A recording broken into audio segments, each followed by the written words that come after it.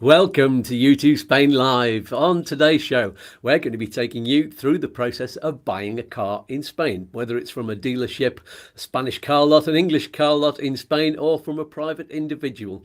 Joining me on the virtual settee by the virtual pool shortly will be our MOT Residency and car registration specialist Chris from Upsticks.es, who will be guiding you through the buying process and the documentation and showing you how to avoid the pitfalls. And of course, he'll also answer any questions you have about residency if you have the need for that. There'll be plenty of very helpful information and answers all throughout the show, so stick around and enjoy the live chat. If you're watching the video back afterwards, you can ask questions and chat in the comments below.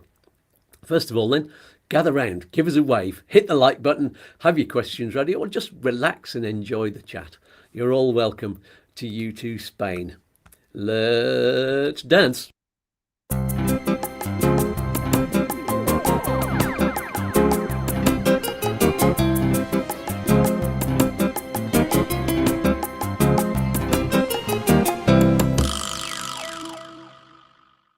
Groovy baby. Right then, just before we get chatting, don't forget to make a note of the website, YouTooSpain.com. It's going to be there throughout the whole show.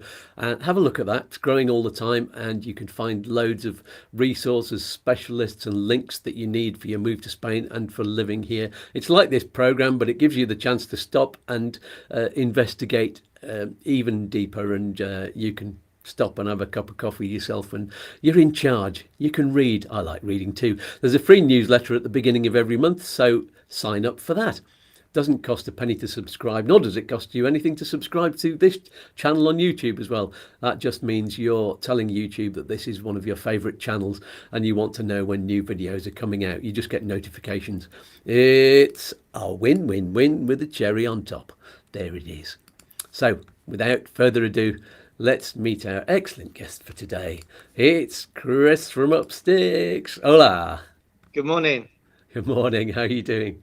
Yes, okay. Very well, thanks. I was expecting you to be looking slightly green and very hungover this morning because it was your birthday yesterday. Happy birthday. Thank you. Yeah. Slightly fuzzy, but I'm fine.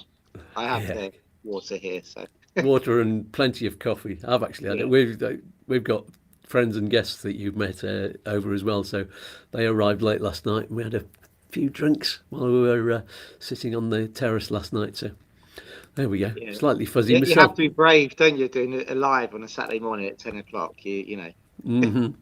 Yeah, especially in these months when there's something on every single week, and there's live music. There was live music last night in the village as well, so there you go. Brilliant. So any shout outs today?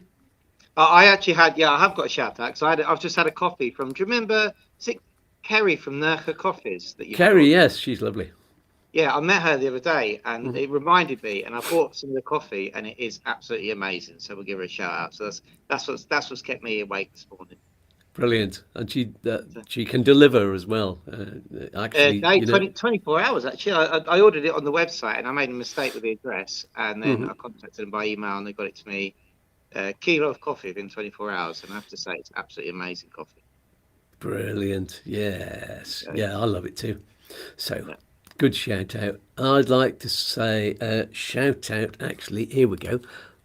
She was actually our guest last week, Sam Campbell, and I'm going to put up a little message she put up because she's reminding everyone this was actually the other day. Time is running out if you're a resident and still driving with a UK licence. Actually, time has run out. Today is the 16th. It's the deadline. And this is for those people who arrived before the agreement of the 6 months, before March the 16th, isn't it? So it's not for, people who've arrived after that still have 6 months after the date of their residency. But this is the final date for those who've been trying to swap their UK driving licence to a Spanish one because of the withdrawal agreement. So it was basically people who were waiting for the agreement to be put in place, then got given 6 months grace to switch their driving licences. This is it. So yes, if you need to get in touch with Sam, that's Sam Campbell Insurance .com. Yeah, there we go. And she's brilliant. We'll be having her back on the show soon, I am sure. And good morning to everybody on the live chat. Good morning, Robbo. Was chatting with him on email yesterday, I think. Jason, good morning, Paul Cook, and Anton Kes. I'll actually, Anton Kes, AK Mitchell, big shout out to you. Anton Kes have a tourism company from Morocco, so best wishes to you and all of the staff out there because of the earthquake. We're thinking of you.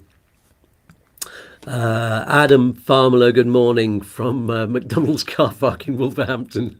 Living the life there. Good morning, Janet Stanton. And Robbo says, 21, Chris? Happy birthday. Yeah. So far I've had 15 years off of 60 and halfway to 90, so you can do the math. There you go. Yeah, work it out for yourself.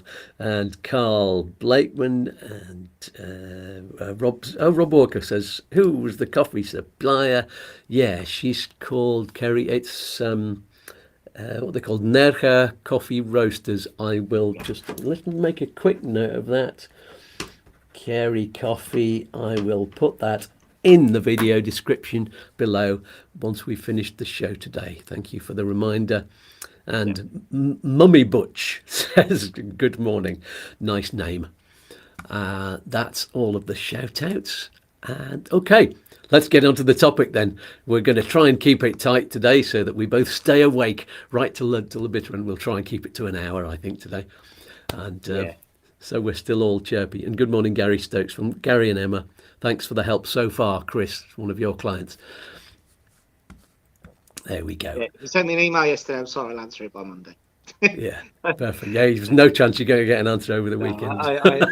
I sneaked off at 2:00 yesterday and haven't even looked at the computer. I think when you're emailing, you need that little break as well, don't you? If you go back to pressure, don't you? You spend your head in the computer all the time. You do, yeah. And when you're self-employed, sometimes you don't dare even give yourself a break, or even just a day, because you never know, somebody might be have something really urgent. You just can't relax, can you? No. Yeah, no. Thank goodness I've got Jane from who helps me with that, or now Lara with the cars as well, so I can step back a little bit. But you're still always conscious of like. Yeah,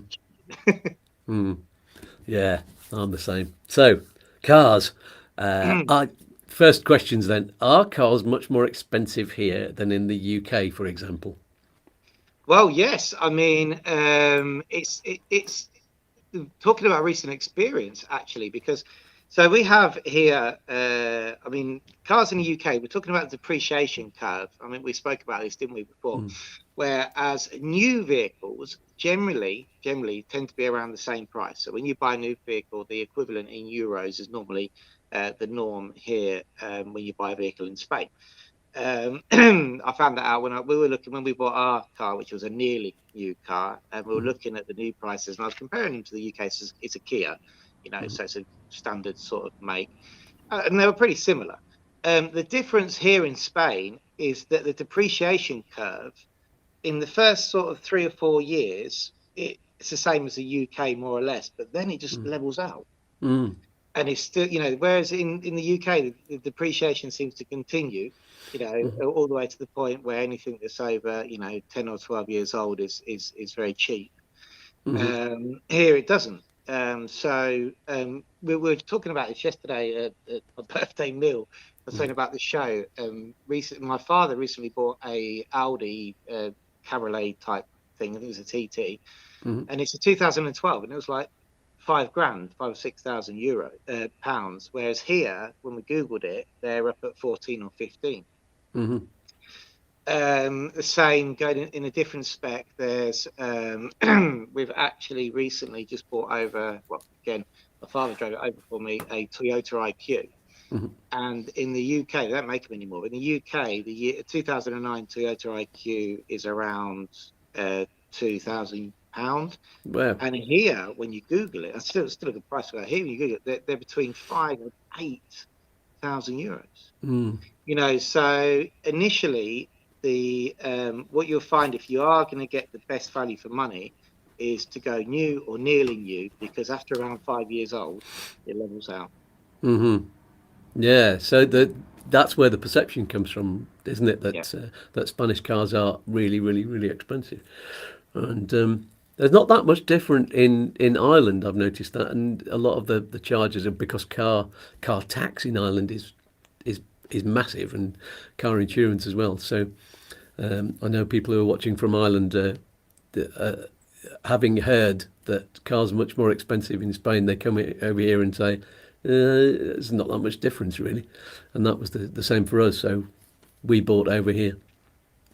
Yeah, you'll find it here as well when generally like Spanish who buy vehicles on finance, for example, in the UK, the finance is a lot more flexible than it is here. And switch finance from one car for another, for example. And here it's just not that, unless you've got a sort of a hire purchase agreement, which a lot of the banks and stuff do. Then the finance, I say it ties you in, but to actually be flexible with it, you have to pay the finance off and take new finance to switch it to another car.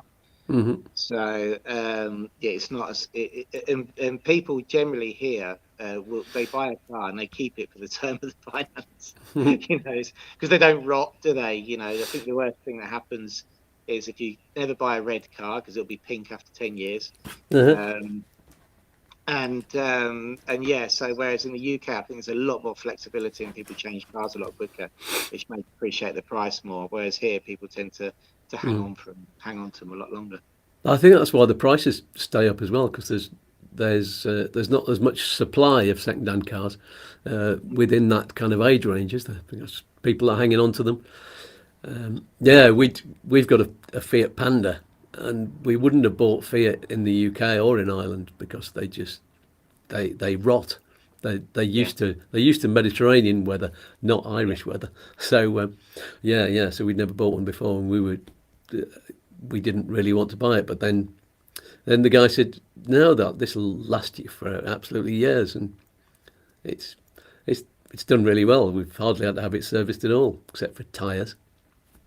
Yeah, no, you find that here. We used to have an old, broke my heart when we had to get rid of it. We had an old Freelander, one of the Freelander ones, you know, the one we had the big plastic thing on the back you could take off.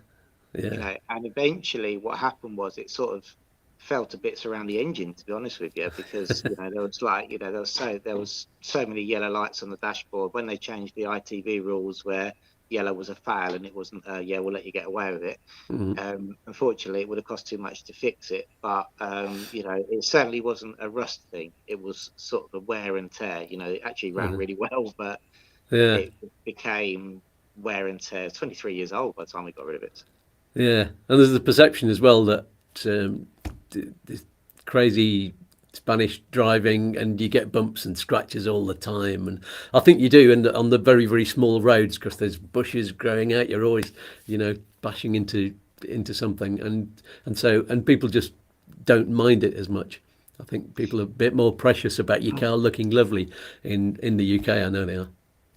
Yeah, you probably. I'll tell you, there's a question actually for Sam next time she's on. There are insurances which include paint jobs, like in 4 years' time. Really? Stuff like that. Yeah. Something I came across the other day because I was moaning about our car our nearly new car is going to be now 6 years old, I think.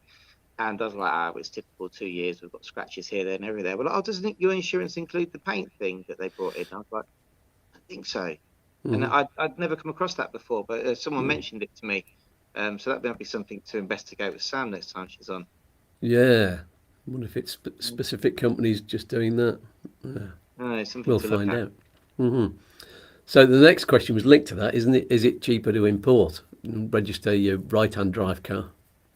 Well, I mean, a lot of people still do. Now, evidently, pre-Brexit, there's an extra stage now. So if we're talking about vehicles from the UK, evidently, vehicles from the EU don't have to go through the customs process. Okay, the vehicles from the UK do. But if you're bringing the vehicle which is related to your residency, you don't pay any import tax. It's advisable to pay a customs agent to do the paperwork. So when we're doing registrations, we actually subcontract a customs agent to do the customs presentation, get a document called a DUA, but you don't have to pay tax because it's your personal belongings.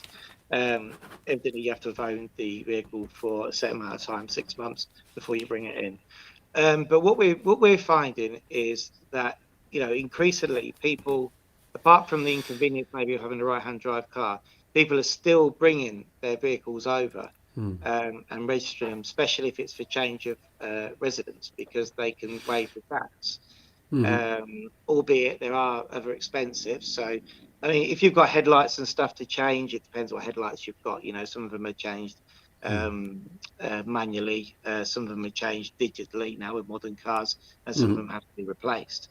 We recently had a case of a Mercedes where it wasn't possible to change the lights, and to replace them would have been €2,000, which actually was more than the whole quote to register the vehicle here. So, but there's still a toss-up whether they're going to do it or not. Because I think we might, you know, it's £4,000 maybe, but then looking at a similar car here is £10,000 more, and then you've got the inconvenience of the right-hand drive car. So you always have this sort of balance. But we haven't noticed really a slowdown in people bringing vehicles and registering them, even to the point where people are paying a tax. So we recently had a gentleman who bought a Tiguan, a Volkswagen Tiguan, big 4x4 things. And it was an older one, so it was a 2013, I think, or 12, and they had the halogen lights. And believe it or not, there was a supplier here who got the lights for like €400, and the import tax was around €900 on it. So I think it cost them in the end around €2,300 to do the whole import and get the car prepped for the technical inspection here. And looking at Tiguan's here and the price that you got the vehicle in the UK, it was still worth doing. Unless you say you go nearly new. Now, if you've got a budget which permits you to go nearly new, then if you can get a vehicle which is, say, 3 to 4 years old, which is what we did a couple of years ago, we got a really good deal there, because it just hit the top of the depreciation curve before it leveled out. So, I mean, we got a Kia Sportage. It's a family car, you know, relatively boring, to be honest. But when we were looking at 10-year-old vehicles and 12-year-old vehicles, they were sat around 10 to 12 grand.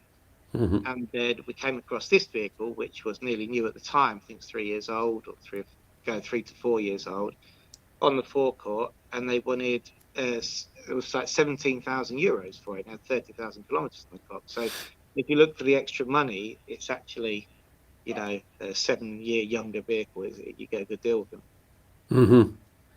Yes, we're going to talk in a minute about what documents you need, but let's answer some of the questions from the live chat. Robbo's saying, would they take your right-hand drive car as Part X for a new car in Spain? Good question. A colleague of mine recently did this, and yes, they did take it. I think it very much depends. They scrap them. It depends. Yeah, they scrap them. You know, we handed in our old vehicle, which was it's 2008 Mazda 3. When we got the Kia, and they still gave me €800 for it. Yeah, but they scrap it. They said they scrapped it. When we were talking about scrapping our Irish car, we were told that the amount that you get for scrap has just changed, and you only get like €100 now. Doesn't matter what kind of car it is. Is that true? No, we got. I don't know, because again, just to answer Robbo's question, if it's not registered in Spain, they definitely won't take it, because they can't complete the scrappage process. Okay, and also sometimes there's government incentives for companies to take these cars off the road, and if it's not registered in Spain, they'll never be able to complete that. Another thing to mention is, if you look at all these, you know, you have these We Buy Any Car websites. We have them in Spain. If you have a vehicle which has previously been registered in another country, they'll only give you half the value for the vehicle. They really don't like previously vehicles which don't have a full Spanish history. So I've had that experience myself as well. But I don't think so. So again, there was an unfortunate incident lately that I was involved with, with an accident. Luckily, nobody got hurt, but the car was a write-off, and I did the paperwork, assisted doing the paperwork to get the money from the car. All right, and it's the first time I've done it in ages. I can remember doing one ages ago, and they broke the payment down into two sections. So what happened was the insurance actually paid. It was a 2008 Clio, okay, and so just put it into perspective. They paid €2,995 for the car, okay, for the actual write-off, right, and then they put me in contact with a company who picked up the scrap that actually picked up the car. Right, and they gave us an extra €495. Wow. Yeah, and they arranged it all. It was a weird experience because the insurance paid out, and they said you need to speak to these people. They were very efficient from Madrid. Gave me a call, said you need to fill out this paperwork, get the owner to sign. So we did all the signatures, and they actually sent a courier to the office to pick everything up, including the keys, the logbook, and everything. And the money was in the account the next day. Then they sent a grower, picked up the car. And I wasn't even at the car when they picked it up. They just took it. Wow. Oh, that's really good service. Janet's asking, yes, how do I scrap my old UK car in Spain? Has that answered that question? I think you have. If it's not registered in Spain, you can't go for the official scrap process. I know there is some scrap yards which will just take the cars, especially here in Malaga and Guadalajara, but obviously you've got to make sure that it's properly. You've told the DVLA as well. If you haven't registered it in Spain, make sure you've told the DVLA so you're not paying tax on it. Janet saying, do you need a TIE card to buy a car in Spain? Tell you what, then let's go through the documents you need. That will answer that question. Yeah, so to buy a car in Spain, well, it's slightly more complicated, and I think this is probably one of the reasons why they're more expensive here as well, isn't it? So you actually, the process in Spain to buy a car involves a tax payment, and it involves the equivalent to the DVLA in the UK, which is the DGT. Okay, so Dirección General de Tráfico. Now, before you can actually do the transfer of ownership, you have to pay a transfer of ownership tax. Right. So documents you need. First of all, obviously, you need your original vehicle documents. I know you did a great video on this, didn't you, with what you need to carry in your car. So, you know, yeah. And there's kind of there are two documents, aren't there, that are the equivalent of the UK's logbook. Yeah. Yeah. So you have a document which we know as a Ficha Técnica. Now, the Ficha Técnica doesn't have any ownership details on it at all. The Ficha Técnica essentially belongs to the vehicle. Okay, it should always stay with the vehicle. It never leaves the vehicle. That's the document that has all the technical specifications. And when you go to your MOT ITV, that's where they put the stamp, unless it's now one of the recent Ficha Técnicas, which they actually do it all online, so they don't actually give you a stamp on the back of it. And then you have a document called a permiso de circulación. Now, the permiso de circulación is your permission to circulate, and that's your ownership document. That basically is the one that when you're selling a vehicle, you have to hand in, and the new owner gets given a new one in their name. So to buy a vehicle, you don't need to have a TIE card, but you do need to have an NIE number, and you do need to have documents to represent the NIE number.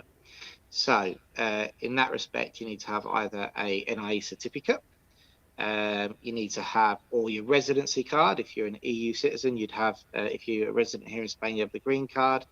And if you're non-EU, evidently you'd have your TIE card, but you don't have to have a TIE card if you've got one of the other documents. One of the biggest questions that we get is, you know, how soon can I buy a car?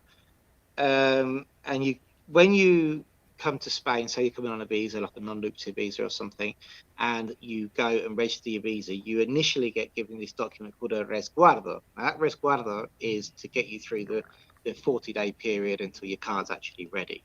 Now, that document is 100% valid as a residency document in any sort of administrative office, but sometimes you come up against a little bit of backlash from people who don't actually understand what it is. And that relates back to what we were saying with the driving licenses, where initially there was a little bit of kickback with people who just got residency, gone to do their driving licenses exchange. They hadn't got their TIE card, but they had registered it. They had the res guardo, sent all their stuff to the DGT, and the DGT came back and went, "Oh no, we don't recognise that document." And unfortunately, that depends on what desk it lands on, because it is a valid document. So, but as I say, by the time they've kicked back, you've probably got your TIE card anyway, because it only takes 40 days, and they just send that in. But yeah, so no, you don't need a TIE card. Oh no, so sorry, you also need to have proof of address. Padron. So yeah, exactly. Again, another common myth is, so if you're a resident here in Spain, then you should have a Padron certificate sooner than later anyway. And that is a 100% tick in the box. Padron certificate can't be more than 90 days old. Doesn't mean that when I say 90 days old, it's not from first registration. It's a duplicate of your certificate with a recent date on it. Is that the same with the NIE certificate? Does that have to be? No, it's not. So again, another thing that we come up against is we sometimes have people who own properties, want to buy a vehicle to leave here, and they're non-residents. So they've only got an NIE certificate. The other two valid forms of proof of address are either a property deed, believe it or not, you can use a property deed, or a long-term rental contract. There's plenty of people, believe it or not, here in Malaga that have long-term rentals but are non-residents. So they just use it as and when they feel like it. Again, it's if you're a non-resident, it's definitely you shouldn't be on the Padron for fiscal reasons. Yeah. So is that all of the documents? So you'll need that, and then once you've got those documents, so you definitely need obviously your national ID documents. So you need your passport, your proof of NIE, whether that's residency card or NIE certificate, your proof of address, and then you have to pay a tax. Okay, so you'll need to pay a tax, which is a change of ownership tax. They call it a transmisiones. It's called a Modelo 621. Now, this is paid at your local government. So here, for example, they pay it at the Junta de Andalucía. And the tax is based on the value of the vehicle. There's then a depreciation added for the age of the vehicle and a percentage for the power output of the vehicle. Not the emissions, it's the power. Okay. So, you could be paying 30 euros or you could pay 300 euros, depending on the vehicle that you're actually buying. Once you've got that tax paid, that generates a code which allows then the traffic office to complete the transfer. Okay. Now, when you do go though, you also, if you go to the DGT traffic office yourself, you have to take proof of the previous owner as well. So you'd need all their, say for example, it's a Spaniard, you'd only need a DNE. If it was a British national, somebody who's got residency, you would need their passport and their residency card or NIE number as well. And one very, very important thing, you also need a vehicle sales contract. Okay, so always make sure you have a vehicle sales contract signed. This actually protects the vendor more than the person who's buying the vehicle, because if you're selling your vehicle and you've got a contract signed, always make sure, very important as well, you put the time and the date that you sold the vehicle. Because if that person drives off down the road at 150 miles an hour, gets a speeding ticket, if you don't have the time on the contract, then you're essentially liable for that fine. Right. So wherever you're buying your car from, whether it's from a dealership, second-hand dealer, private seller, all these documents are the same. You should have all of them. Yeah. So for example, when we bought our vehicle, it's from a dealership. In Spain, as we know, there's there's people called gestores, okay, who generally, there's traffic gestores, is like companies which are specialist in doing transfer of ownerships. A lot of people subcontract them to do it instead of people actually doing it themselves. When we bought, for example, our vehicle from a dealership, I had to go in there with my TIE card, my passport, and an updated Padron. They actually have an in-house gestor there. They issued me with a temporary document. We said, yep, you can take the car away. We've pre-registered the sale, but the documents won't be ready for another month or so. And then they gave me a call when they were ready. That's very, very Yeah, that gave me liability, should we say, for the vehicle. So the moment I drove it off the forecourt, if I got a speeding fine, it was my problem rather than theirs. Good question from Jason. Can Upsticks deal with the whole process of buying a car, the documents? Yes, yeah, we can deal with that. I'll be honest, we don't offer it actually as a service for people who aren't our clients. To be honest, people want to come in, people request it, we can do it definitely. People for our clients, we do it as a service, but it's not something we have on our website actually publicly offering out there. But yeah, we can do it. Yeah, absolutely. Jason, another question he had earlier. How long does an MOT last for in Spain, and is road tax payable? Good question. Yes, so MOTs are dependent on the age of the vehicle. So if you've got a new vehicle, you don't have to MOT it for ITV, as we say here, for 4 years. Then it goes every 2 years up to until it reaches 10 years old. Then it's every year. Okay, so that's for a standard vehicle. For commercial vehicles and vans, the MOT frequency is a lot more. So I believe I think it's after 2 years if they're new, then every year, and then at 10 years it's every 6 months. And what was the other question? Sorry. Is road tax payable? Yes. Yeah, so road tax works differently here as well, which is road tax is payable. You generally pay it on a yearly or biannual payments. Most of the time it's a yearly payment. But the road tax for the year is actually issued to the person who was the registered owner on the 1st of January. So you have to be very careful when you're selling a vehicle, because if you sell a vehicle on the 25th of January, for example, you may find that road tax for that year is still going to come out in your name. But the road tax doesn't get issued till around March, April time. So like this year, we got our road tax for the vehicle around, I think it was April, and you pay it in one go.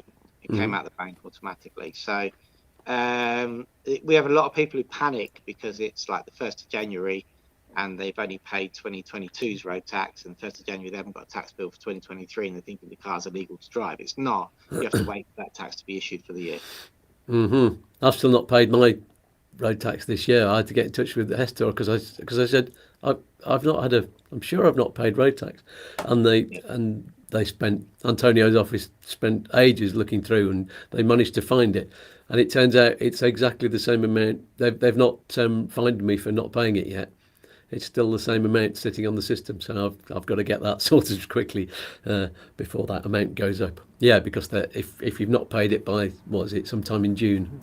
Yeah. Then so, I mean, sometimes they give more. Like, so for example, I've seen one recently in Benalmádena where they broke the payment down. At some town halls, it depends who's managing it. The town hall, you pay your local town hall the road tax, unless, like for example, here in Malaga we have what they call the patronato, which is a government-run body which actually manages taxes for a lot of the towns. So there's towns which manage their own taxes independently, like Fingarola, Alarina Grande, but then a lot of towns subcontract almost this government body to manage it for them, which makes it a lot easier because people like Antonio's office, the gestors, or private individuals can actually go to any of those offices wherever they are in Malaga to pay their tax for their town. So, for example, I can go to the one here in Alarin and ask for tax for a vehicle from Marbella and still pay it.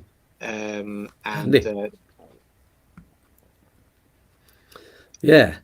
Okay. Next question. Where are we up to? Expat Health says I needed to show an unexpired TIE card to purchase my car.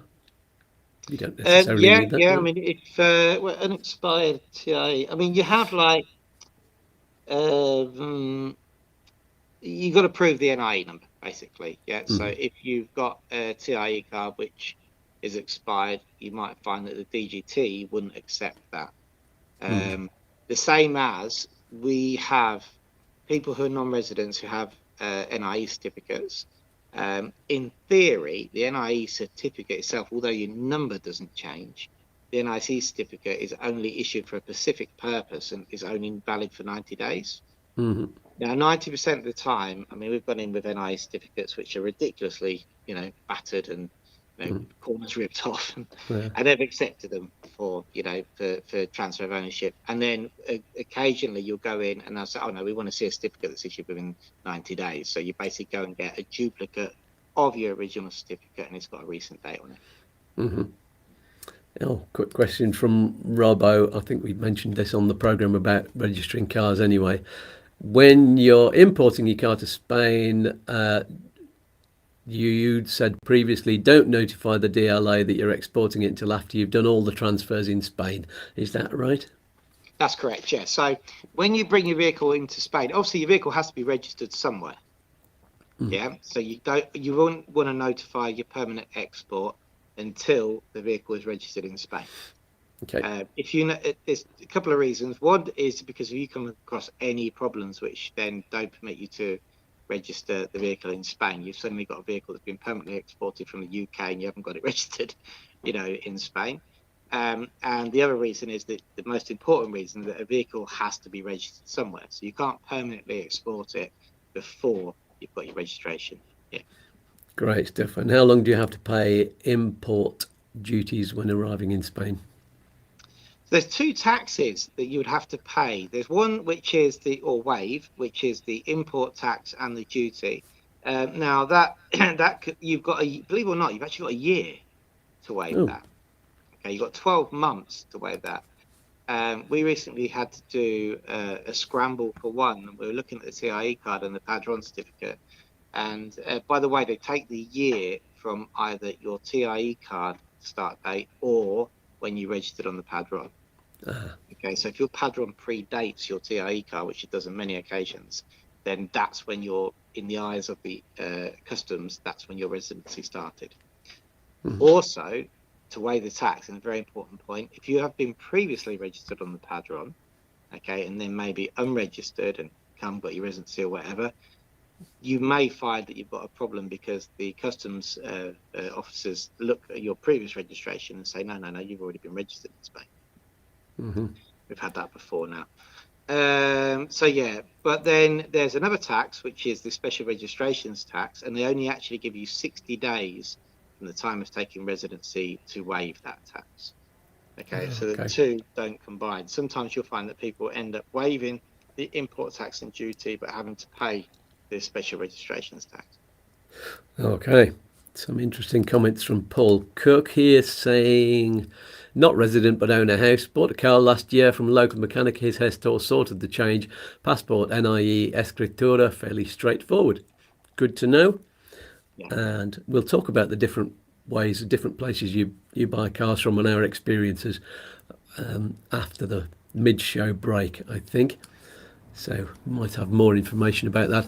Ray Prices bought 2007 Berlingo Combi, €4,000, one owner, 60,000 kilometres mileage. There were lots about $2,500, but they all had 300,000 kilometres on the clock. They tend to be, cars can be okay for longer over here, I've noticed, whereas in the UK people tend to go 300 kilometres. That's a lot, anything over 200,000 miles, it's going to be a rust bucket. Yeah, I mean, you get some, when you're looking at second-hand cars, which are 10 years old or older here, you look at the horrific mileage which is on them, a lot of them. I mean, but we do have, I suppose, in Spain, a lot of what I call long dry miles, don't we? So, we've stuck, over the last couple of years, we've stuck nearly 50,000 on ours. But a lot of it was long dry, 65 mile an hour motorway driving, which isn't particularly stressful for the vehicle. Yeah, this is true. If there's a car that was owned by a rep or something like that going from city to city, mind you, they tend to treat their cars badly anyway, but they'll have a lot of mileage on it, and but for it's only 1 or 2 years old. So, yeah. Get a lot of ex-rentals here, the ex-hire cars as well. You have to be a little bit wary of that, I think, because no one looks after a hire car, do they? No. There we go. Janet says, if coming over on an NLV, how long can I drive my UK car in Spain? I won't be registering it in Spain as it's too old to make it worthwhile. What are you going to do with it instead? Are you going to, because you can sell your car over here. I sold our Irish car to to somebody over in Alicante, and he came over and collected it and sold it cheaply. He wanted it for parts for his other similar car. I think he ended up registering it as well, but it didn't even have all the back seats in because we chucked them out to turn it into a kind of a van to bring it over, so it wouldn't have passed the ITV. But I think he had another one. Yeah, and so he just put in the seats from his, put it through the ITV, and then took them out again. Cheeky. Yeah, shouldn't be saying that on air, really, should I? Might get him in trouble. That's yeah. It's an ITV inspector now. He won't pass the next ITV. You have to put them back in. Yeah. So to answer Janet's question there, now you shouldn't, if you're a resident in Spain, you shouldn't drive a foreign vehicle. So really, you want to get it registered. If you're not registering your vehicle, so I would get rid of it before you register your visa for residency. You don't want to be driving it around after that. Yeah, we had carry on. So the reason is because they do have a provisional plate system here where you can actually get, before you pass the ITB, a provisional plate which lasts for 60 days. They're the green ones that sometimes you see vehicles driving here in Spain. So if you were to have residency and be stopped in a foreign car, then they may say, well, why haven't you just got provisional plates for it while you're going through the registration process? Great stuff. Hope that answers your question, Janet. Right, I think we'll go to the break briefly, and we'll come back with more of your questions. So here we are. Message from all of our people here at YouTooSpain. Our people. It's all me. It's all my alter egos. Anyway, see you in a couple of minutes. Are you getting something helpful from this show? Are you enjoying YouTooSpain? Then click on the thumbs up and subscribe to YouTooSpain while you're here.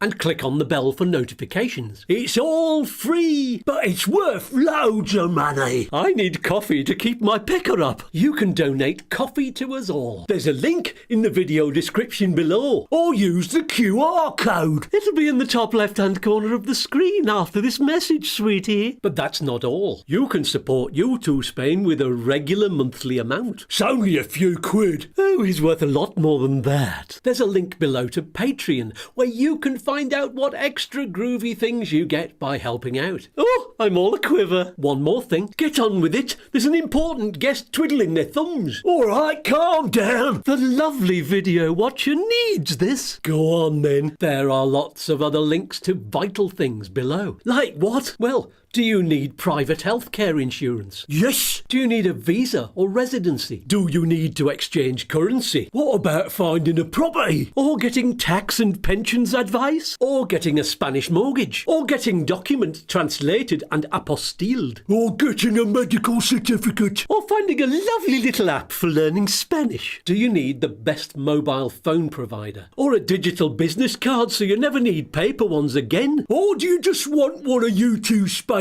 t-shirts with a slogan on it? You can even get discounts on dental treatments and get a lovely little smile like Scats.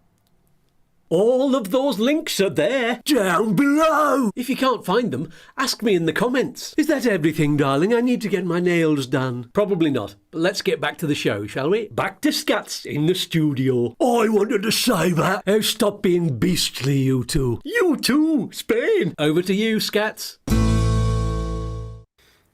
Hello, we're back again. Thank you very much, Scats and Walter, Tommy and Dick, for joining us there. And everybody, if you have any questions for any of those alter egos, then ask in the comments below. So let's get back to see if there's anybody asked anything else on the chat, and then we'll actually go to the Facebook questions, because there's one or two on there that need answering. Let's see, that was Janet, and Robbo was saying, Janet, I would guess you have 3 months, as this is how long you'll be covered for international travel on your UK insurance. That's interesting. I think you get a green card now, don't you? I think if you come over, I think with your insurance. But even if you're insured, I think if you're resident, then it's best not to drive a car. Yeah. Janet says it's a 22-year-old Polo worth about £200 in the UK. There, fair Keep enough. it. It's a classic. That's a Yeah, classic. yeah. The cars from 2000 now are nearly. I mean, it's great because you see here, because they don't generally tend to rot here, as you say. You've got people using now like modern classics as dailies. There's a guy around our area who's driving an old Escort, and I'm just like, dying to ask him how much he wants for it to put it in a garage. It's Yeah, definitely in an 83 or an 84, I think, because it's exactly the same as my very first car. And I'm looking at it and I keep thinking, I want to buy that. yeah. And he uses it as a daily. It's a classic. If I still had my Mark 1 Ford Escort, I'd definitely keep a hold of it. And because here, like the RS turbos and stuff, and now you keep seeing on the UK where they're like going for like 80 grand and stuff. Yeah. The immaculate ones with only 30,000. And I've seen two here which they were still up at like 24,000 euros, but nowhere near the prices that they're fetching in the UK. But they are starting to go up, like the Golf Mark ones, for example. Not that I look at these ever, given birthday midlife crisis. But the Golf Mark ones as well, they're starting to creep up now in price. So, yeah, Janet's saying not quite, needs to be 25 years. Bad timing. Oh yeah, is that to get so you don't have to pay tax on those either? Historic status here was actually a few years ago put to 30. Oh, It used to be 25, but they put it up to 30, which I suppose is fair enough with modern cars.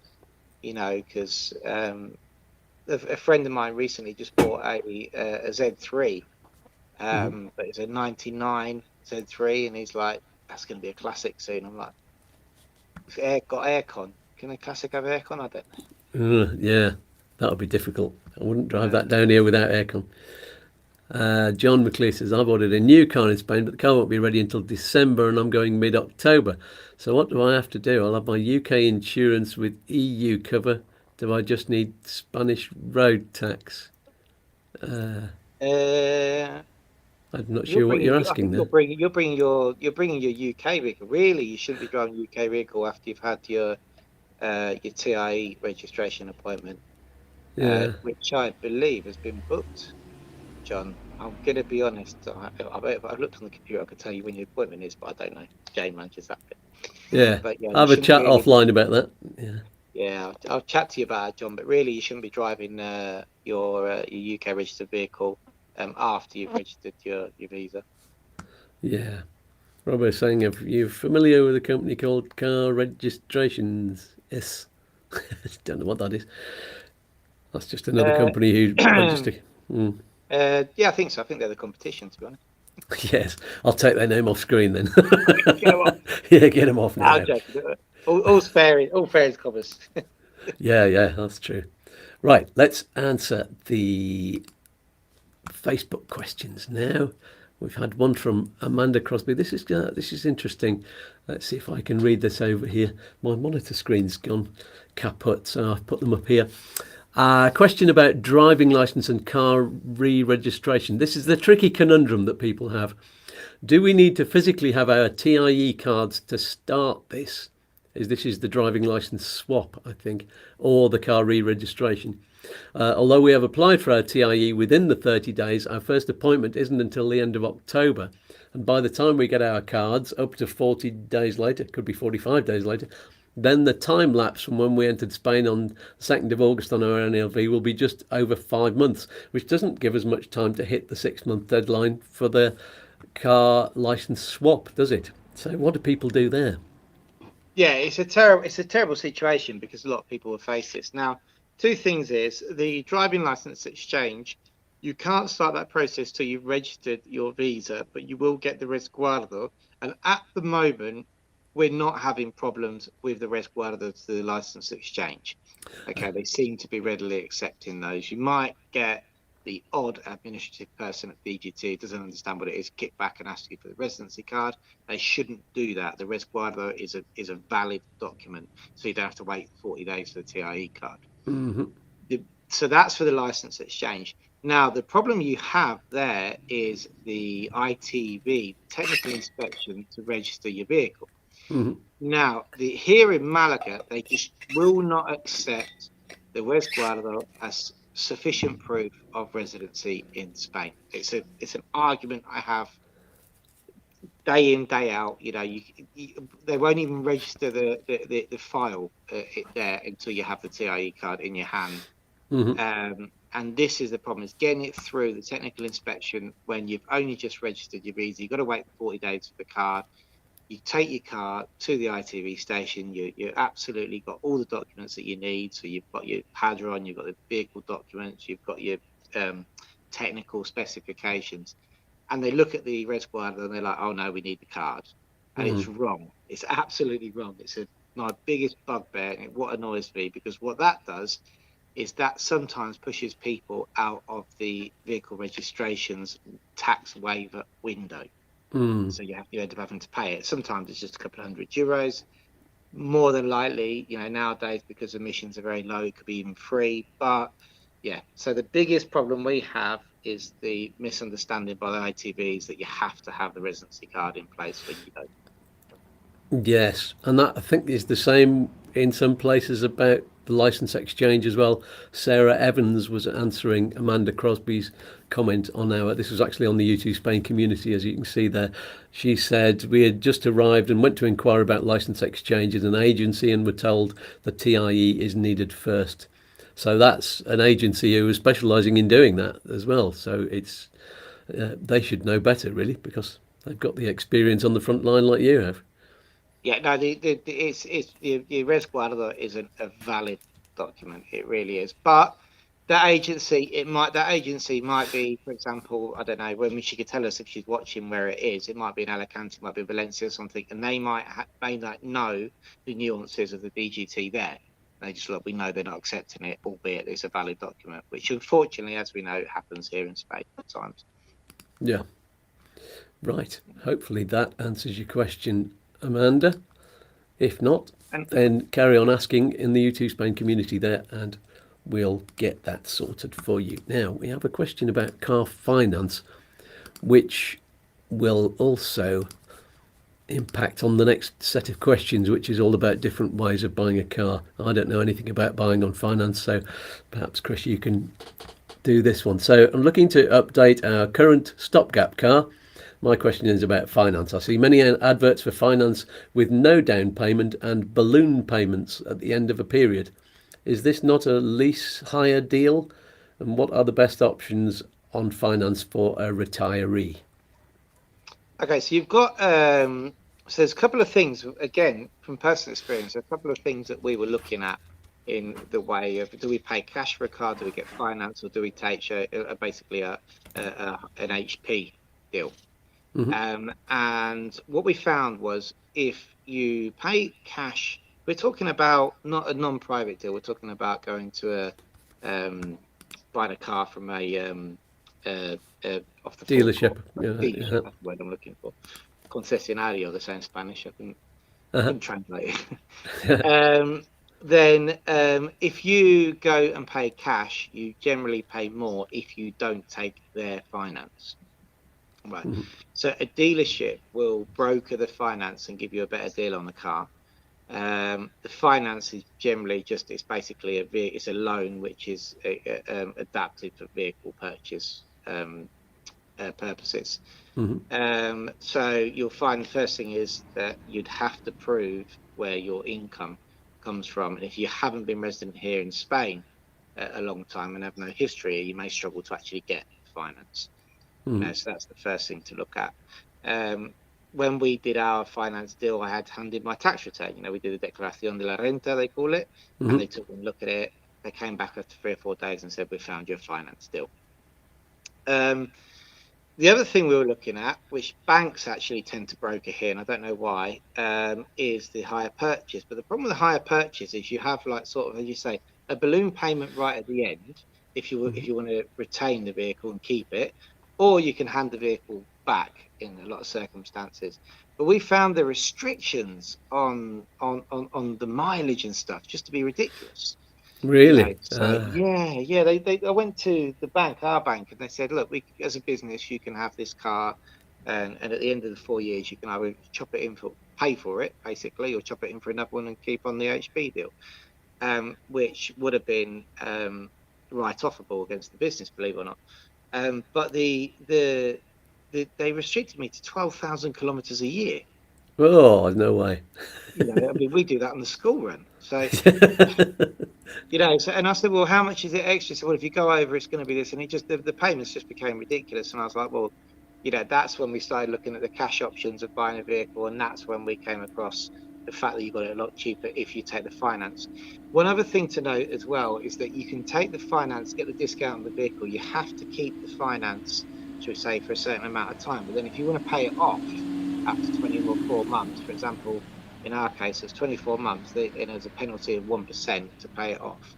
So you had to keep it for a certain amount of time. We've got the discount on the vehicle, but then you can pay it off if your intention wasn't ever to take finance in the first place.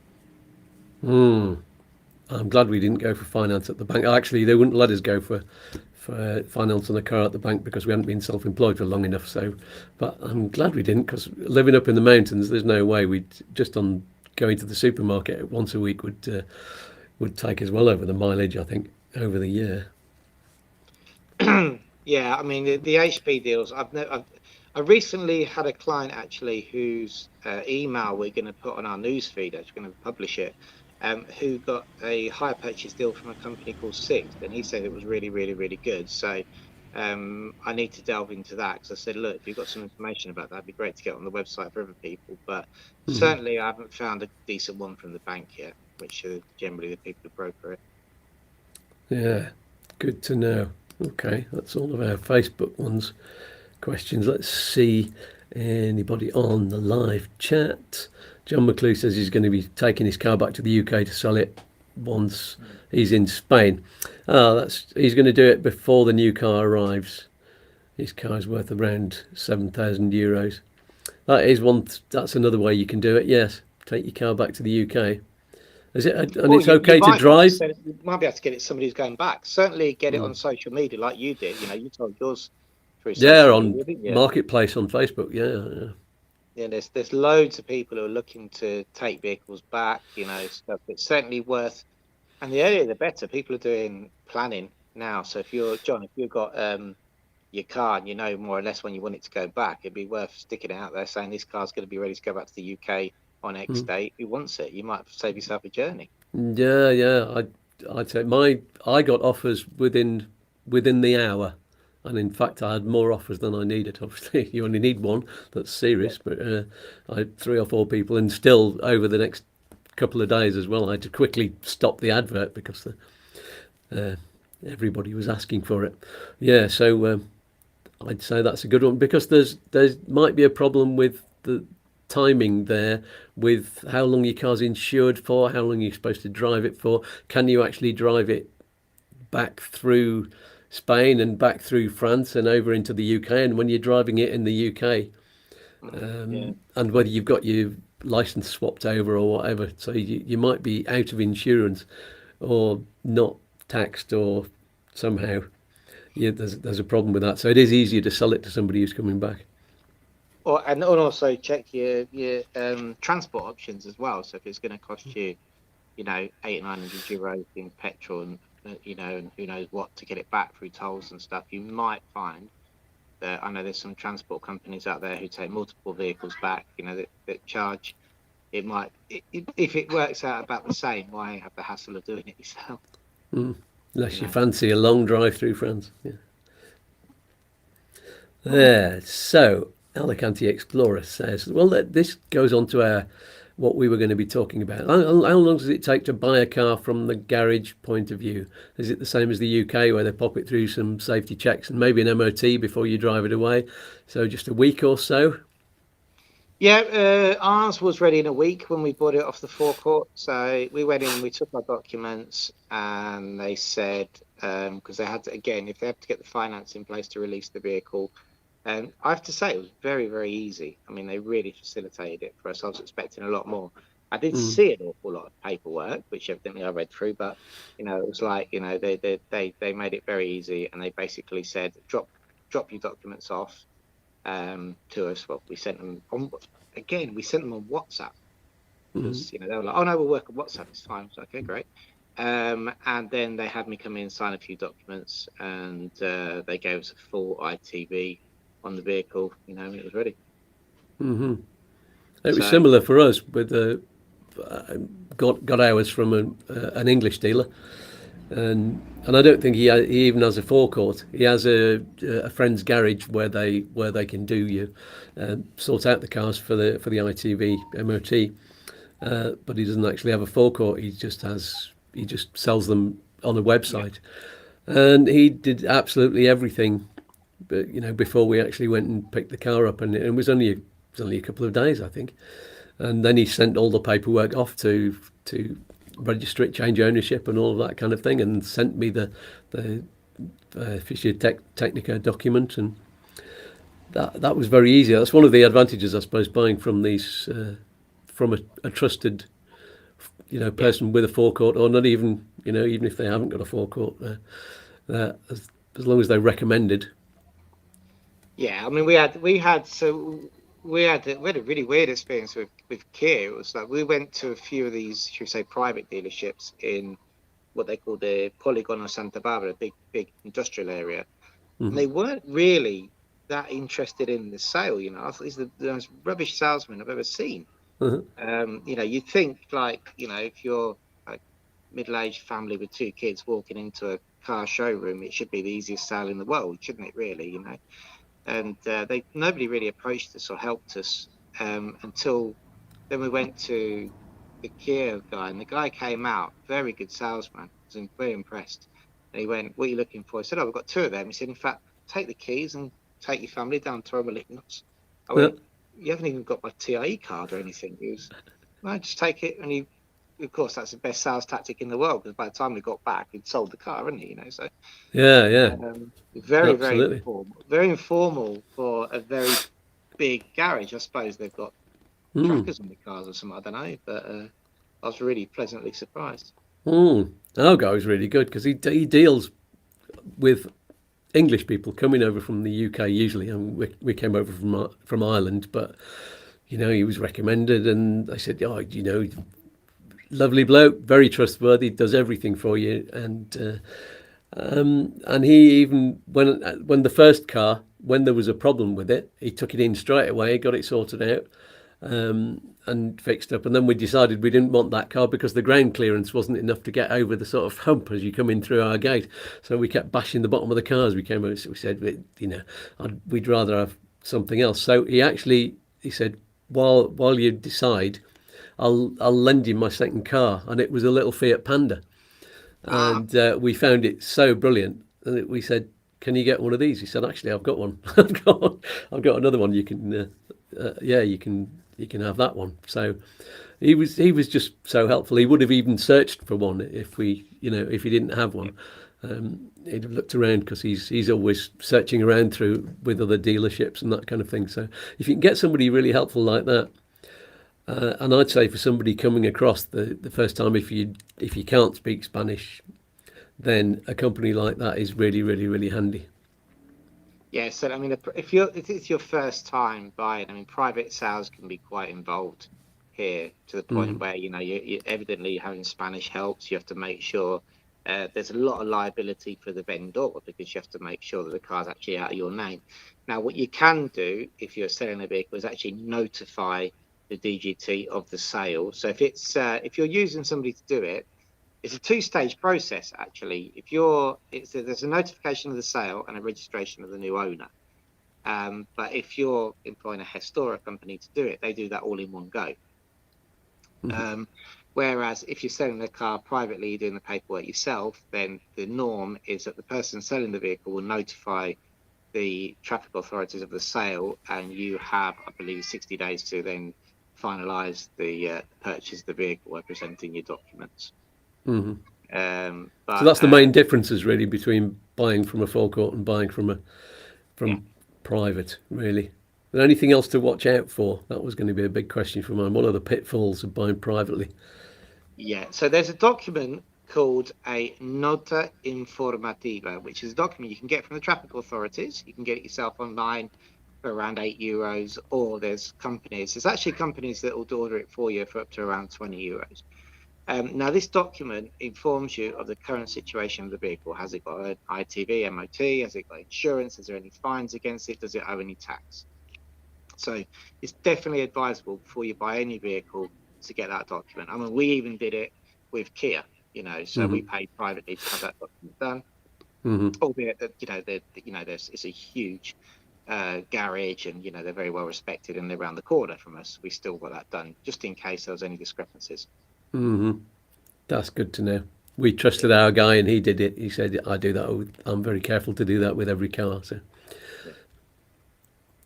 Yeah, so.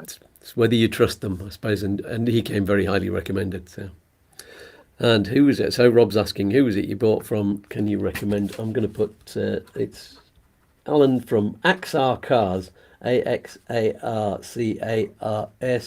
I think it's .es. It might be .com, but just look up Axar Cars. He's based, I think, Torrox or Algarrobo, just south of us on the coast there in Malaga province. There you go. Oh yeah, Janet says, who checks the vehicle you're buying for any outstanding fines or tax, etc.? That's the document you were just talking about. Yeah. So good. And John McClue saying, do you know of any companies in Spain that buy right-hand drive cars from the UK? That'll be yeah. Oh, that's a good question. Don't know. You mean to take them back? You mean? It sounds like companies that are buying, right? Yeah, why would they do that? There's so many people bringing them over from the UK when they come over. I don't know of any companies doing that. Why would they buy from the UK? Maybe because I suppose maybe they can sell them off more expensive in Spain. I don't know. Might be, yeah. Yeah, I don't suppose I know anybody. There is, I've seen them on Facebook. People who buy right-hand drive cars, will buy any right-hand drive cars. I'm not too sure what price you get for it. Just make sure it's out of your name when you sell it, really, if you're going to sell it over. Yeah. John saying, would I be okay to go back across to the UK before my TIE appointment on the 27th of October, now that I have my visa, as I'll get more for my UK car? That's taking his car back to sell it again. That's... Yeah, you can. Yeah, best to you go can before travel. your appointment. Best to go before, and then when you fly back in, you'll get an entry stamp, and your TIE card will be issued from the latest entry stamp. There you go. Good stuff. Robbo's put up another advert for that car registration company. I'm not going to display that on the screen again. There we go. And blah, blah, blah. Who else? And Robbo's saying, Chris, I've been told that there's a loophole that you can re-register your car's V5 in Ireland to avoid import tax. Is this legal? I think I'd rather pay duties. Because I know the company that he's referring to, and they also have very close connections within 332 police page, I'm going to comment on my opinion with that. Very well said. Excellent. Okay, so anything else that people need to know? I think we've answered the finance questions. Any more pitfalls from buying from anyone really? Dealerships, from second-hand car dealers, private sellers? I think as long as you've got your check in place, make sure, even if it's a private seller or it's a dealership, always make sure you get your Nota Informativa to check that the vehicle is actually legal to sell. And I think the final point would be also make sure that you have the current year's tax paid if it's been issued. So you got the February to March sort of time when the current tax might not have even been issued yet, so you can't get proof of payment. But generally, you find on the Nota Informativas, it will tell you if the previous year has been paid, but not the current year. Okay, so that's what you want to make sure. Albeit, as the purchaser, it's probably not going to be a liability to you. It'll always stick with the car, so it's best to make sure the tax is up to date. There we go. So any more questions from the live chat?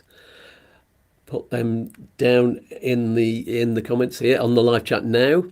Very quickly, there's a time delay, as I keep saying, of about 20 seconds before your questions appear on the screen. So let me just remind you while that's going on and while we're waiting, if you've got any more questions or comments after we go off the air, put them in the YouTube comments below, not on some random Facebook expat group that you've found the link to this video and gone, and then you've clicked off on it and then gone back to Facebook. Don't put the questions in there, because it'll only be me who sees them. And really, it's handy if you can put them under the YouTube one, because more people see it, more people see the answer, more people get the help that they need. It's a win-win-win with a cherry on top. So, Janet Stanton says, and I thought the NLV was complicated. Yeah, everything's complicated and everything depends on something. So don't forget to click on the like. That's why nobody ever sells their cars here. That's why second-hand ones are so expensive. Yes. Don't forget, everybody, to click on the like button and subscribe if you haven't already. And so you'll be the first to know what's coming up each week on the live shows and the midweek videos. There's no more live chat questions. Everybody's saying, great show again. Thank you very much, Dan, Robbo, Alicante Explorer, and to everybody who's asked questions. And so in a moment, I'll tell you what jewels of wisdom we have for you on next week's show. But for now, let's say a huge thank you and a hug and a kiss to Chris, and a happy birthday for being wonderful as usual. Cheers, guys. We'll see you in a couple of weeks. We're working out how we can get another sort of 3 shows together in a row, and with a specific subject where we can delve into it. And, we'll let you know about that. I don't know what we're going to talk about in 2 weeks' time. We'll work it out. We're not going to keep you any more from your birthday celebrations. Thank you. We'll see you soon, mate. See you later, guys. Bye-bye. Thanks.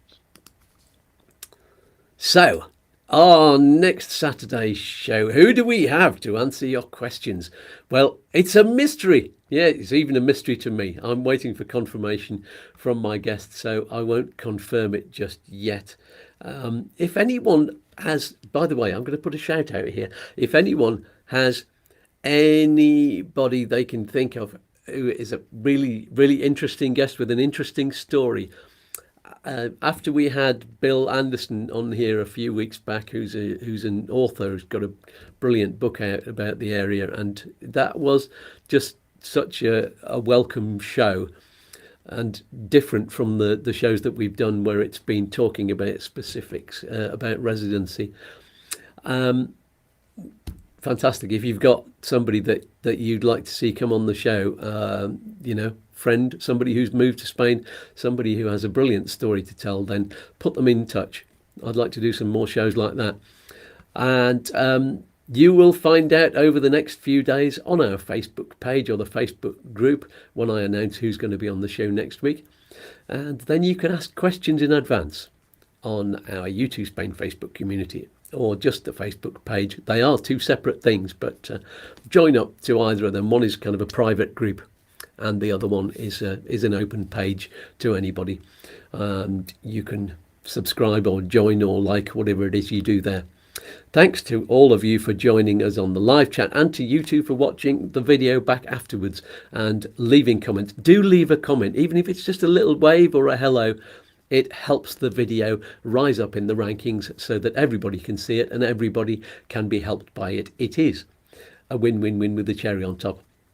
And don't forget to buymeacoffee.com. You can use the QR code at the top of the screen there. Do that now. And yes, Alicante Explorer says, I'd love to know other people's stories of why they moved. Great idea. Yeah, let's have some of you on instead of being on the live chat, let's have some of you come on the show. There's the invite. Get in touch. You can use the YouTooSmile@gmail.com email address if you can't get in touch with us any other way. There we go. So I will see you on the latest helpful video on Wednesday evening, which I think is going to be all about how to move to Spain. It's a basic one as a non-EU citizen. It's going to be a funny one. I've kind of remade one that we made about 18 months ago and updated it and added some information and used a different one of the alter egos. So I'm looking forward to that one coming out.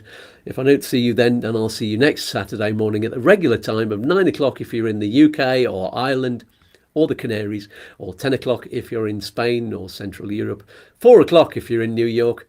And best wishes and peace and love to you all. That's all for this week. Somebody pass around the car cookies. So yes, peas and fluff.